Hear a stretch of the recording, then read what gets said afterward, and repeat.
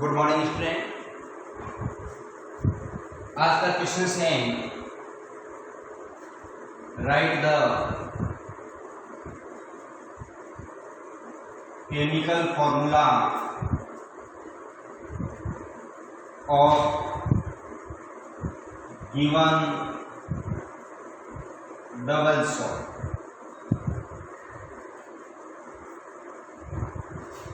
अब यहाँ पर अपन पहले इसको एक्सप्लेन भी कर लेते हैं। What is the definition of double salt?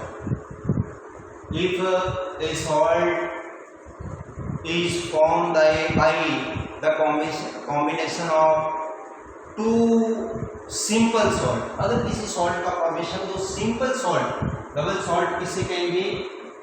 Double salt is equal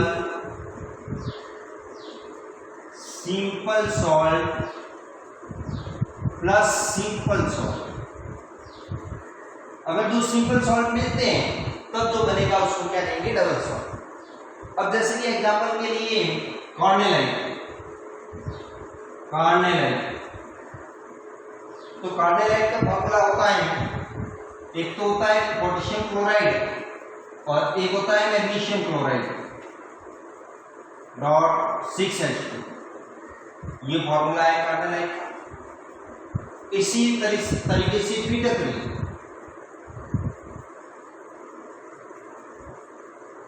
potash alum,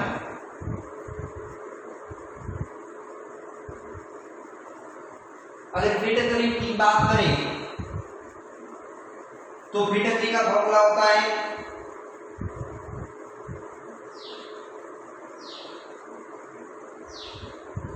K2SO4 Al2SO4 all thrice 24H2, तो ये भी एक डबल सॉल्ट है। इसी तरह से मोर salt,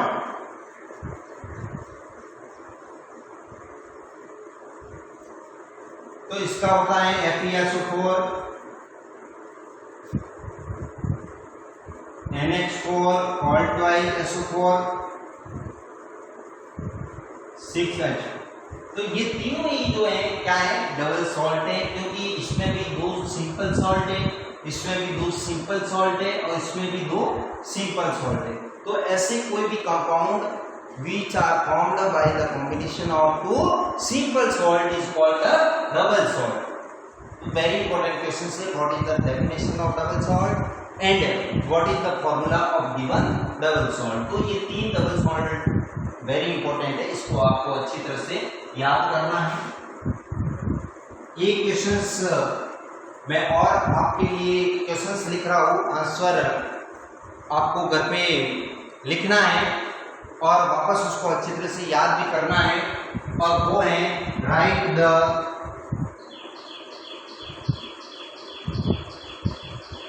main postulates of BBT theory. जो बीबीटी थ्योरी है, उस बीबीटी थ्योरी के मेन पोस्टुलेट्स कौन से हैं वो अपने को याद करने हैं।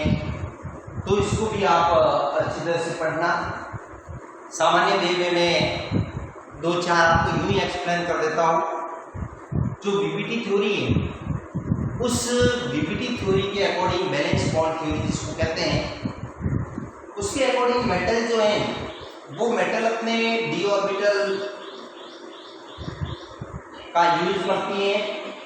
तो मेटल के डी ऑर्बिटल जो हैं वो और लिगेंड के जो ऑर्बिटल हैं उनके बीच में क्या होती है? ओवरलैपिंग होती है, और ओवरलैपिंग के फलस्वरूप इस कोऑर्डिनेशन बॉन्ड का फॉर्मेशन होता है। जैसे कि मेटल है, ये मेटल और ये लिगेंड, तो मेटल और इस लिगेंड के ऑर्बिटल जो होंगे उनके बीच में क्या होगी? ओवरलैपिंग होगी, और ओवरलैपिंग के फलस्वरूप इन दोनों के बीच में मेटल लिगेंड बॉन्ड का फॉर्मेशन होता है, जिसका नेचर कैसा होता है? कोवैलेंट। किसकी थ्योरी के अकॉर्डिंग? बीबीटी थ्योरी के अकॉर्डिंग इसका जो नेचर होता है वो कैसा होता है? कोवैलेंट नेचर होता है। दूसरी बात करें तो इस थ्योरी के अकॉर्डिंग जो भी इलेक्ट्रॉनिक विन्यास लिखना या फिर इलेक्ट्रॉनों को भरना, ये जितने भी हैं वो सब उन्हीं नियमों का फॉलो करते हुए होता है जो सामान्य इलेक्ट्रॉनिक विन्यास लिखा जाता है। जैसे कि एग्जांपल के लिए ऑप्को का नियम, Pauli exclusion law, Hund multiplicity law. इसके अलावा मैग्नेटिक प्रॉपर्टीज, डायमैग्नेटिक है और पैरामैग्नेटिक, कलरफुल, कलरलेस, ये वाली प्रॉपर्टी वो भी इस थ्योरी की सहायता से अपन एक्सप्लेन कर सकते हैं।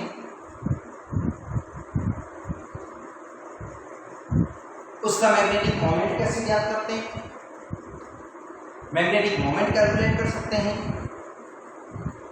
इस प्रकार से बीबीटी थ्योरी जो है, उस बीबीटी थ्योरी के द्वारा बहुत सारे वेक्टर कॉम्प्लेक्स कंपाउंड के वो अपन एक्सप्लेन कर सकते हैं।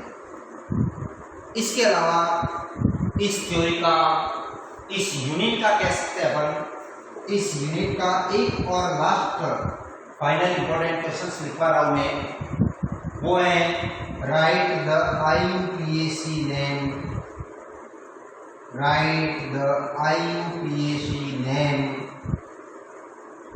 Of given compound. आपको कंपाउंड दिए हुए होंगे, उनके IUPAC नाम लिखने हैं। जैसे कि एक दो एग्जाम्पल अपन ले लेते हैं, बाकी तो आपको पढ़ना ही है और एग्जाम में तो कुछ कह नहीं सकते कि ये एग्जाम्पल आएगा या ये एग्जाम्पल। आपको तरीका कैसे लिखना है वो इस एग्जाम्पल के द्वारा एक्सप्लेन करना है, समझना है। जैसे कि COH3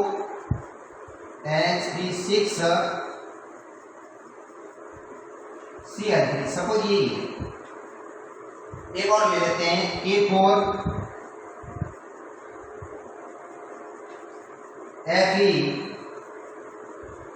FeCl6। अब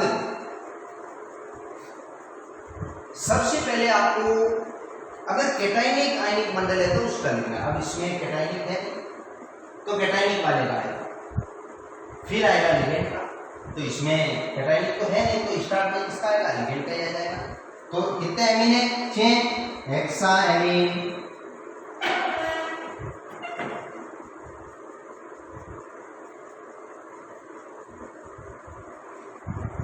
कोबाल्ट,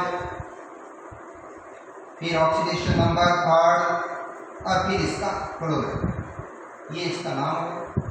इसकी अगर बात करें तो पहले इसका नाम आएगा पोटेशियम, फिर लिगेंड का हेक्सासाइनो, फिर फेरेट,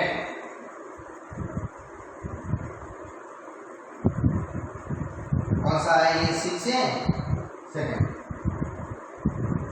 ये इस प्रकार से जो है वो इनके IUPAC नेम अपन कोऑर्डिनेशन कंपाउंड के लिख सकते हैं। Thank you.